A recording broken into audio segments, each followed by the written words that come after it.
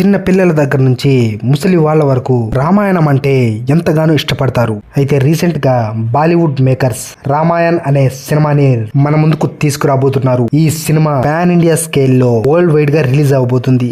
Recent గానే ఈ సినిమాకు సంబంధించిన ట్రైలర్ అనేది రిలీజ్ అయింది.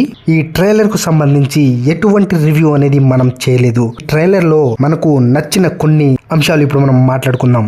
ట్రైలర్ చూస్తుంటే చాలా గ్రాండియర్ గా తీసినట్లు అర్థమైపోతుంది. అలాగే విజువల్స్ విఎఫ్ఎక్స్ చూస్తున్నంత సేపు మంచి క్వాలిటీ కనపడింది. అయితే ఇదంతా కేవలం ట్రైలర్ కట్ వర్క్ మాత్రమే. క్వాలిటీని మెయింటైన్ చేశారా లేక సినిమాలో కూడా ఇదే క్వాలిటీ ఉంటుందా అనేది మనం సినిమా రిలీజ్ అయ్యే వరకు చూడాల్సిందే.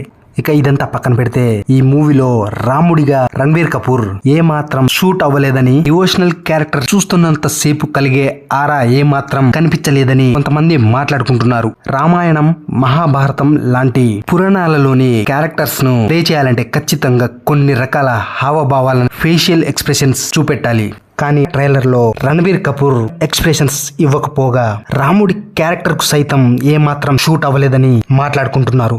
1970s 1980s లో ఎస్వి రంగారావు గారి దగ్గర నుంచి ఎన్టీ రామారావు గారు ఇప్పటి జనరేషన్ రామ్ చరణ్ వరకు పౌరాణిక క్యారెక్టర్స్ చేయాలంటే మన సౌత్ ఇండియన్స్ తర్వాత ఎవరైనా అని మాట్లాడుకుంటున్నారు.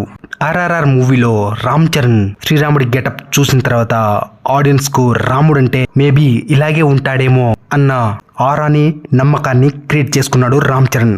అఫ్ కోర్స్ అది అల్లూరి సీతారామరాజు గారి క్యారెక్టర్ అయినప్పటికీ రాముడికి, అల్లూరి సీతారామరాజుకి రెండు గెటప్స్ కూడా దాదాపు సిమిలర్ గానే ఉంటాయి. కాబట్టి రామ్ చరణ్ ఆ క్యారెక్టర్లను చాలా పర్ఫెక్ట్ గా డీల్ చేశాడు.